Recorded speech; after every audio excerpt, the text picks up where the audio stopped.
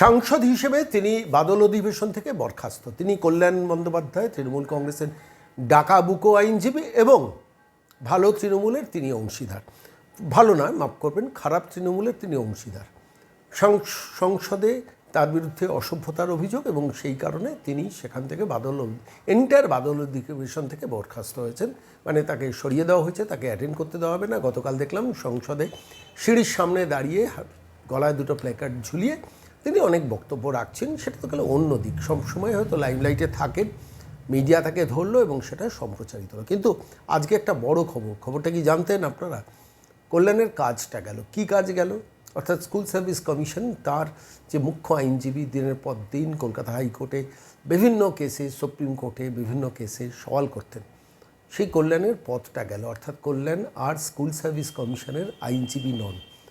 দুষ্মন নারিয়াল school service কমিশনের যিনি প্রধান, তিনি গতকাল গভীর রাতে একটা মিটিং করেছেন এবং সেই রিপোর্টের সেইখান থেকেই জানা গেছে যে শেষ পর্যন্ত মহামান্য বিচারপতি সৌগত ভট্টাচার্যের বেঞ্চে যে স্কুল সার্ভিস কমিশনের মেয়াদ উত্তীর্ণ প্যানেল সংক্রান্ত ব্যাপারে মামলা চলছে, সেখানে আর কল্যাণ বন্দ্যোপাধ্যায়কে সওয়াল করতে দেখা যাবে না স্কুল সার্ভিস কমিশনের হয়ে। তাহলে কে সওয়াল করবেন? সিনিয়র অ্যাডভোকেট ইন্দ্রনীল রায়কে দায়িত্ব দিয়ে দেওয়া হয়েছে। দুষ্মন্ত নারিয়াল যিনি স্কুল সার্ভিস কমিশনের প্রধান এবং দিল্লিতে রাজ্য সরকারের রেসিডেন্ট কমিশনার, একজন আইএস অফিসার, দুধে আইএস অফিসার, ফলত তিনি শেষ পর্যন্ত কল্যাণের চাকরিটা খেলেন না। এভাবে বলা উচিত না।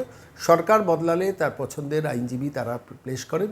এক্ষেত্রে দাঁড়িয়ে কল্যাণকে কিন্তু স্কুল সার্ভিস কমিশনার রিনমিনেট করলো না, তাঁর জায়গায় নিয়ে এলেন ইন্দ্রনীল রায়কে, যিনি সিনিয়র অ্যাডভোকেট, এখন জাস্টিস সৌগত ভট্টাচার্য বা স্কুল সার্ভিস কমিশনে যেসব আইনি সওয়াল হবেন সেই আইনি সওয়ালে তিনি তার বক্তব্য পেশ করবেন।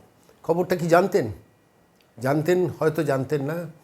সকল ইলেকট্রনিক মিডিয়া এইসব খবরে নজর রাখে না। আমাদের মনে হলো আজকের বিকেলের খবরটা কি জানতেন সেগমেন্টে তথ্যটা আপনাদের দেওয়া দরকার। মনে রাখবেন, প্রতিদিন বিকেলবেলা খবরটা কি জানতেন সেগমেন্টে যে তথ্য অন্য মিডিয়া পেশ করে না, সেগুলো নিয়ে ফিরে ফিরে আসা দরকার। ফিরে আসবো প্রতিদিন বিকেলে।